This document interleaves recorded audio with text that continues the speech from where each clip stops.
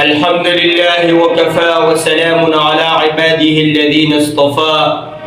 أما بعد فأعوذ بالله من الشيطان الرجيم بسم الله الرحمن الرحيم ما كان محمد أبا أحد من رجالكم ولكن رسول الله وخاتم النبيين وكان الله بكل شيء عليما وقال رسول الله صلى الله عليه وسلم أنا خاتم النبيين لا نبي بعدي أو كما قال عليه السلام. محترم مسلمانانو، الله رب العزت مونږ او تاسو یو عظیم امت پیدا کړیو، د یو عظیم شخصیت یو د عظیم پیغمبر په امت کې پیدا کړیو چې هغه پیغمبر جناب محمد رسول الله صلی الله علیه وسلم دی. پټول پیغمبرانو کې افضل دی، پټول مخلوقاتو کې افضل دی. الله رب العزت ورته یو لوی شان ورکړی دی. دا ټول دنیا الله رب العزت د دغه انسان د دغه شخصیت د دغه پیغمبر د مخه پیدا کړی دی. اوس په دغه پیغمبر په جناب نبی کریم صلی الله علیه وسلم الله رب العزت د پیغمبرای دروازه بند کړی ده. دنیا ته تقریبا 1,24,000 کم و بیش انبیاء راغلي دي او د ټولو نه اخري پیغمبر هغه زموږ استاد پیغمبر حضرت محمد صلی الله علیه وسلم دی. اوس دې ته عقیده د ختم نبوت وایي. عقیده د ختم نبوت څه شیز دی؟ عقیده د ختم نبوت دا شیز دی چې زموږ استاد په زړونو کې په ذهنونو کې دا خبره پرته چې حضرت محمد صلی الله علیه وسلم اخیری پیغمبر دی. داغه نه پس په بل پیغمبر په یو قسم ناراضي، هغه اخیری پیغمبر دی. هغه الله رب العزت د پیغمبرای دروازه بند کړی دا. دا عقیده د ختم نبوت ده. اوس محترمو، د دغه عظیم کار په نسبت سره زموږ مشران لګیا دي. یو عظیم تنظیم یې دې لپاره جوړ کړی دی چې عالمي مجلس ختم عالمي ختم نبوت کې کوم مجلس دی هغه لګیا دي. الحمدلله یو عظیم مشن چلی، په مسلمانانو مهنت کوي، په کافرانو مهنت کوي. یو عظیم مشن روان کړی دی چې دغه عقیدې تحفظ کوي. دغه عقیدې تحفظ دا په موږ او تاسو فرض دی. ولی دا د هر یو مسلمان ذمہواری ده چې هغه ته په خپل هم پته وي چې جناب نبی کریم صلی الله علیه وسلم اخیری پیغمبر دی او د نور خلکو هم ذهن سازی وکړي چې نور خلکو هم د دې نه خبر کړي چې جناب نبی کریم صلی الله علیه وسلم اخیری پیغمبر دی، هغه نه پس په بل پیغمبر تر قیامت نه راځي. نو محترمو، د دې عظیم مشن دپاره زموږ مشران لګیا دي، ډېر محنتونه کوي، مجاهدي کوي، تکالیف برداشت کوي. د دې کار کول محترم آسان کار نه دی. دشمن ته مخامخ کېدل دي، مضبوط قوتونو سره مخاوال دي. هغه قادیانت کوم چې د نبی کریم صلی الله علیه وسلم په شان کې ګستاخی کوي، نبی کریم صلی الله علیه وسلم په سیرت باندې وایي، زموږ صحابو په سیرت باندې وایي، انبیاء په سیرت باندې وایي. دغه ملعونین د لګیا دي، د اسلام خلاف سازش کوي، د مسلمان په جامه کې لګیا دي، سازش کوي. هغه سره شاته د مضبوطو قوتونو لاس دی، لیکن زموږ مشران لګیا دي د دغه قوتونو باوجود خپل مشن جاری ساتي او الحمدلله په ټول ملک کې په ټول دنیا کې دا عظیم مشن چلی. دا وړوکی مشن نه دی، دا ډېر سختو برداشت کولو والا مشن دی. د ختم نبوت خدمت په اوسني وخت کې دا ډېر عظیم فکر دی، عظیم خدمت دی. په دې وجه محدث کبیر ابو حنیفه زمانہ انور شاه کشمیری رحمت الله علیه چې زمونږ استاد سره سرتاج دی، زمونږ استادو فخر دی، هغه فرمایي چې کم کس دا غواړي چې د نبی کریم صلی الله علیه وسلم ذاتی خدمت وکم، دا غي ذاتی خدمت هم دغه دی چې د ختم نبوت د عقیدې تحفظ کوا، په دغه کې جوړاویږه. د خلکو سره منډې ترړې وو، بد د نبی کریم صلی الله علیه وسلم خپل ذاتی خدمت دی. کم خلق هغه ورپسې فرمایي، کم خلق چې په دې خدمت کې جوړاویږي، په دغه تنظیماتو کې جوړاویږي، دغه خدمت کوي، یاد ساتل پکار دي. په دغه خلکو دپاره د نبی کریم صلی الله علیه وسلم شفاعت چې هغه لازم دی. ولی تبا نبی کریم صلی اللہ علیہ وسلم د کل عقیدی د پاک عقیدی تحفظ کے او نبی کریم صلی اللہ علیہ وسلم ولستا شفاعت نہ کئی لنبے شفاعت پر دغی خلقو کئی کم خلق چه د عقیدی د ختم نبوت تحفظ کئی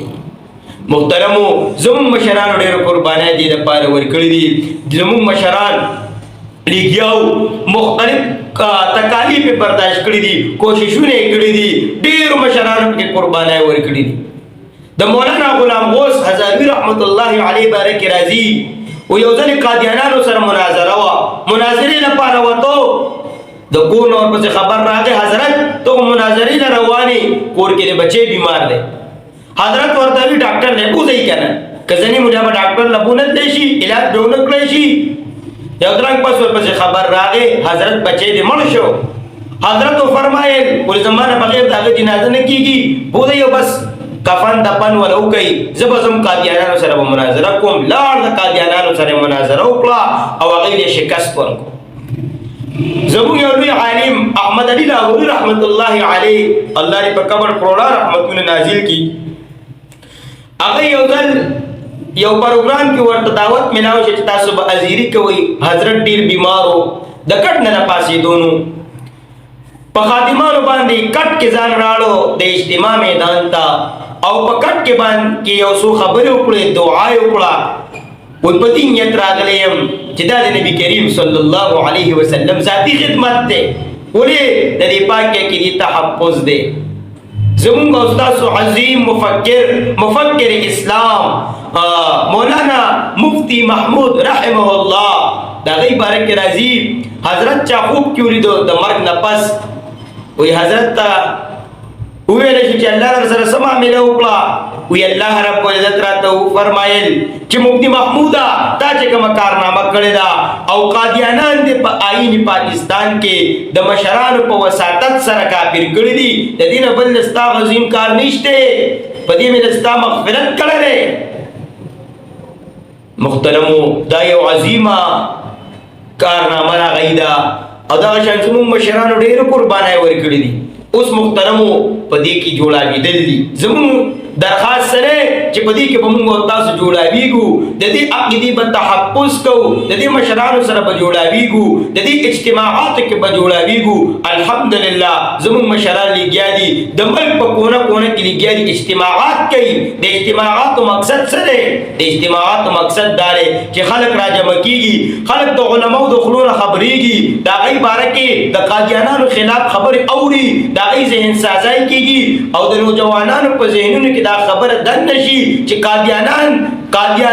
د پاکستان هم غدار دي او د اسلام هم غدار دي او جناب نبی کریم صلی الله علیه وسلم اخیری پیغمبر دی دا نه پس په بل پیغمبر تر قیامت نه راځي نو الحمدلله مشران لګیا دي دا مهنت جاری ساتي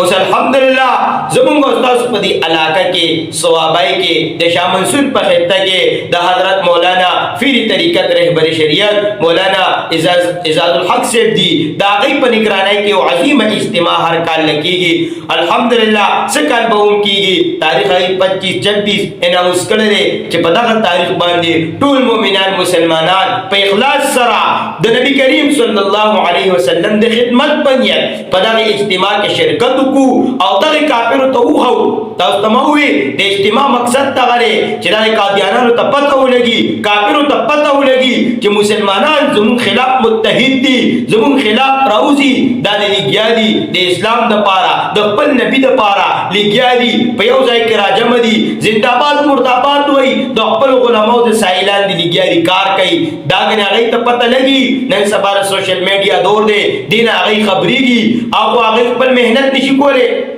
یو انټرویو به اورېده د هغه د مشر مرزا مسرور قادیانی لغیم هغه یو انټرویو ورکولا په انټرویو کې یو کا سوال کو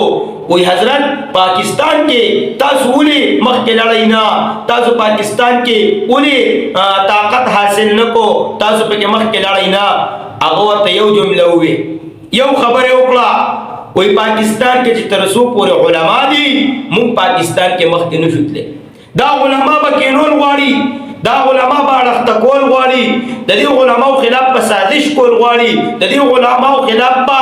نوجوانانو ذهنونه بدلول غواړي اله به پاکستان کې مخکې کیږو مونږ ورته چیلنج دی اوپن چیلنج دی چې چرې به هم ته په خپل میشن کې کامیاب نشي چرې به تر پاکستان پس مکه کې مخکې لاړ نشي ان شاء الله زموږ ټول نوجوانان به د علماو په سایه کې لګیای د خپل د نبی د پاک عقیده د دې به خدمت کوي د ستاسو سوچونه به تر قیامت تر ورځې پورې به دا پوره نشي تاسو به دنیا نه دغه شان کافر ځئ او تاسو میشن به چرې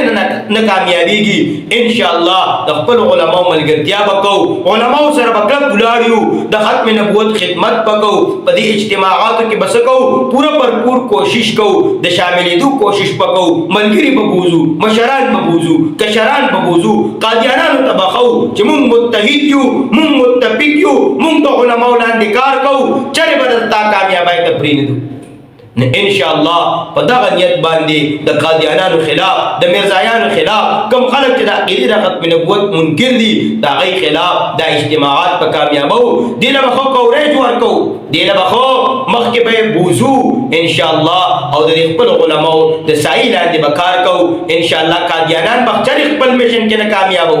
قادیانان نن لګیا دي زموږ علما په مختلفو طریقو بدنامۍ چې دوی سایډ ته شي علما سایډ ته شي هغوی ته غټه مسله د علماو ده قادیانانو ته غټه مسله د علماو ده هغوی علما په څه طریقه سایډ ته کوي په څه طریقې اړخ ته کوي چې دوی اړخ ته شي دوی په خپلو جذبو کې ناکامه شي په خپل میشنونو کې ناکامه شي چې موږ خپل میشن وچلو موږ ورته ووایو دا خو به تر قیامته پوره نه شي زموږ علماو جذبه لا سیوا کېږي زموږ د نوجوانانو جذبه لا سیوا کېږي تا به په خپل میشن کې تر قیامته ناکامه ساتو او ان شاء الله دا عقیدې د ختم نبوت پر خدمت کوو ان شاء الله ټول به اتفاق اتحاد سره خدمت کوو د علماو ملګرتیا په هر پلیټ فارم کې کوو هر ځای کې به د علماو ملګرتیا کوو کلک سپورټ کې به علماو سره ولاړ یو دا اجتماعات او دا پرنو کم محفلونه دا پروګرامات په کامیابو الله رب العزت دا خبر زم د ټول په عمل کې راولي الله رب العزت تر مرګ